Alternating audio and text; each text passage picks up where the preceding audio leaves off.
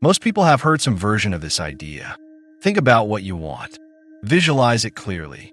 Share it with the world. And the universe will conspire to bring it to you.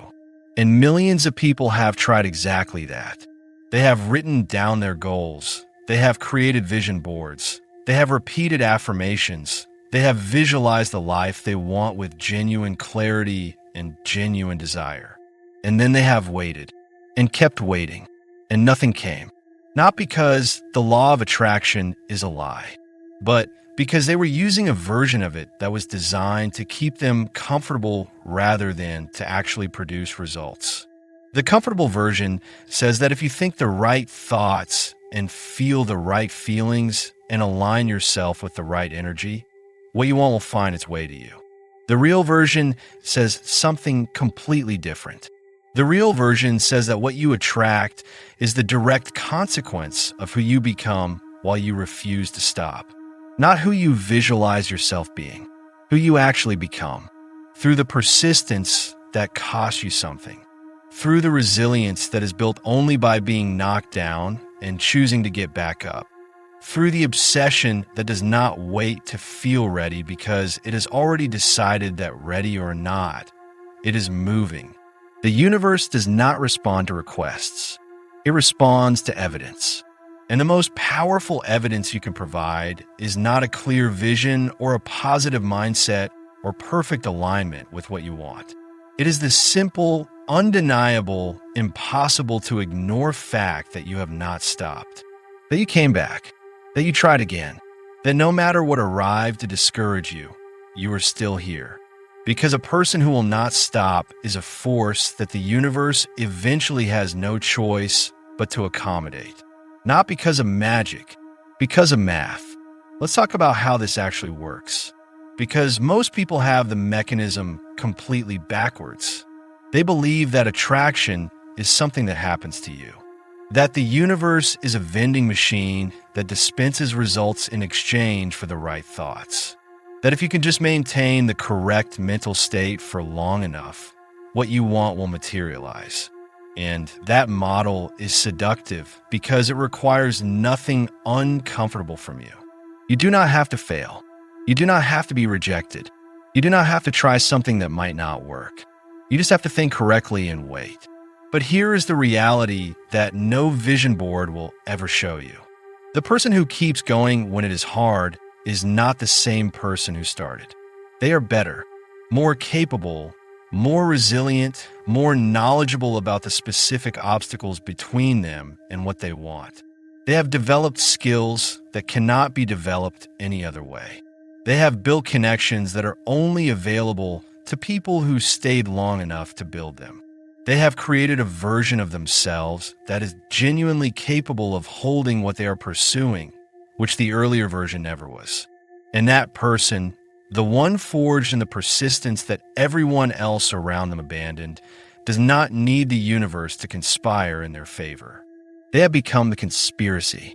They have turned themselves into something that the result they want is attracted to, not because they thought about it hard enough, because they earned the version of themselves that deserves it. There was a man named Robert. He had been pursuing the same goal for 3 years. Not half-heartedly, not casually, with everything he had. And for 3 years, the results had not matched the effort. The doors that should have opened stayed closed. The opportunities that should have appeared did not. And everyone around him, with genuine care and genuine concern, suggested that maybe this particular thing was not meant for him. Maybe the universe was telling him something. Maybe it was time to redirect his energy towards something more realistic. And Robert listened to all of that. He understood where it was coming from. He sat with the question of whether they were right. And then he decided something that changed everything. Not about his strategy, not about his approach, about his relationship with the word no. He decided that no was not a verdict. It was a coordinate. It told him where the obstacle was, not where his limit was. And from that decision, the 3 years that had felt like failure became the most valuable education available. Because he had learned more about what he was pursuing, about what it actually required, about what the obstacles were made of than anyone who had never faced those obstacles could possibly know. And that knowledge, earned through persistence that cost him real years and real effort and real disappointment, was exactly what the next attempt needed. 2 years later, Robert had what he had spent 5 years pursuing. Not because the universe finally decided to cooperate, because he had finally become the version of himself that could not be stopped. And the universe, which is indifferent to what you want but completely responsive to what you are, had no choice but to reflect that back. Now let's talk about the moment that separates the people who eventually get what they want from the people who are always almost there. Because there is a moment in every serious pursuit where most people stop. Not at the beginning when the difficulty is expected. Not in the middle when the struggle is accepted as part of the process. At a very specific point. The point just before the result. The point where the difficulty is at its absolute maximum and the visible progress is at its absolute minimum. Where everything that was sustaining the effort has been depleted and nothing has arrived yet to replace it. Where continuing feels irrational. Where the evidence available in that moment genuinely supports the conclusion that it is not going to work. That is the moment most people stop. And it is the worst possible moment to stop. Because the people who pass that point are not the ones with more talent. They are not the ones with better resources or more favorable circumstances. They are the ones who decided in that specific moment of maximum difficulty and minimum evidence that stopping was not available to them, that the only direction was forward. And what they find on the other side of that moment is not just what they were pursuing. It is a version of themselves that knows, with a certainty that cannot be given and cannot be faked, that they can survive the worst of it and come out moving. That knowledge changes everything about what they attempt next. It changes everything about how they face the next difficulty. Because they have already been to the bottom of the hardest thing they have ever faced, and they know now, from direct experience, not from inspiration or motivation or someone else's story, that the bottom is survivable. And that knowledge is worth more than any talent they might have been born with. Because talent runs out. The certainty that you can survive the worst does not. Now let's talk about what resilience actually is.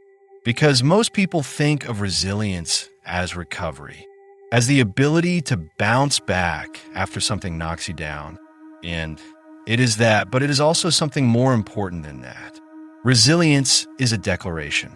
Every time you fall and get back up, you are not just recovering. You are sending a signal to yourself, to the people watching, and to the reality you're trying to build.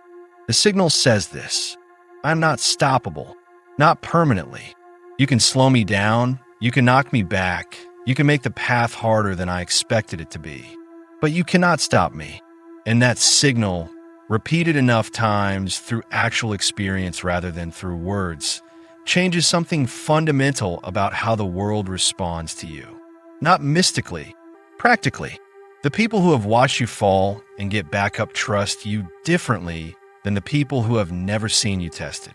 The opportunities that require someone who can handle difficulty go to the person who has demonstrated they can handle difficulty, not the person who has simply claimed they can. The doors that require real credibility open for the person who has built real credibility through the actual experience of persisting when persistence was expensive. None of that is the universe deciding to reward your positive energy. It is the world responding to evidence. And you are the one who decides how much evidence to produce. Every time you get back up, you produce more. Every time you try again after failing, you produce more. Every time you show up when it would have been completely understandable to stay down, you produce more. And the accumulation of that evidence, built over months and years in the invisible moments when the result was still nowhere in sight, is what eventually makes the result inevitable. Because the person with enough evidence becomes impossible to ignore. not because the universe finally noticed them, because they finally became someone who cannot be missed. Now let's talk about the quality that makes persistence possible when motivation has run out and discipline is exhausted. Obsession, not the unhealthy kind, the productive kind, the quiet, settled, completely non-negotiable certainty that what you are pursuing is yours. Not wishfully, not hopefully, factually. The obsessed person does not approach their goal as something they would like to have. They approach it as something they are in the process of arriving at. The timing is uncertain. The path is unclear. The difficulty is real and ongoing, but the outcome is not in question. And that quality, that unshakable orientation toward the thing they are building, produces a different relationship with every obstacle they encounter.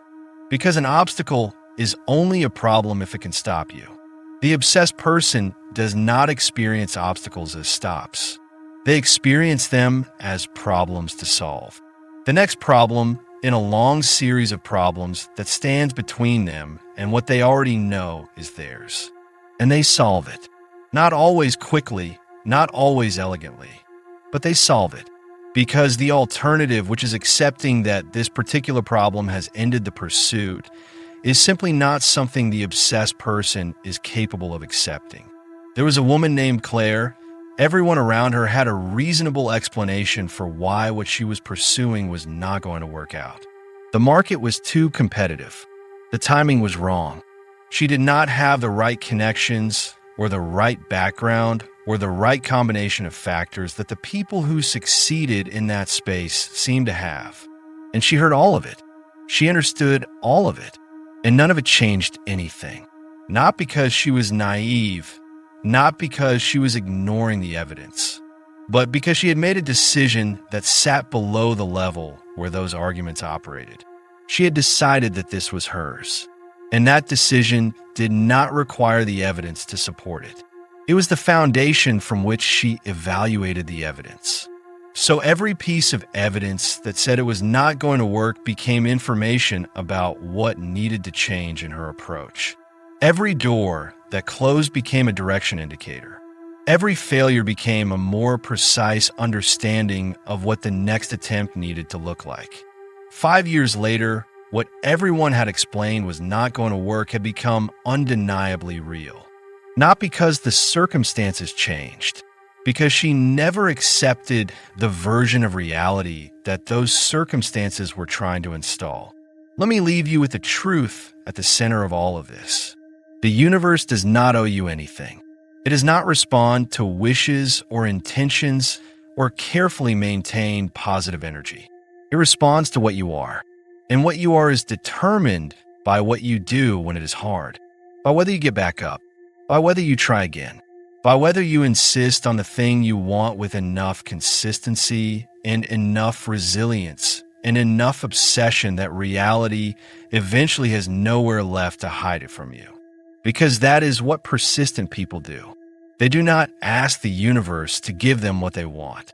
They become so undeniably, unmistakably, impossibly difficult to stop that the universe runs out of ways to withhold it. Not because they are lucky, because they are relentless. And relentless is a choice, made not once in a dramatic moment of inspiration, but every day in the small invisible moments when stopping would have been completely understandable. Every time you chose to continue anyway, you were not just persisting.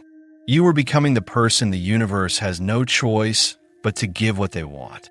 Because that person cannot be stopped. And the thing that cannot be stopped always arrives. If this video moves something in you, like the video, share it with someone who needs to hear this and subscribe to the channel. There's so much more to explore together.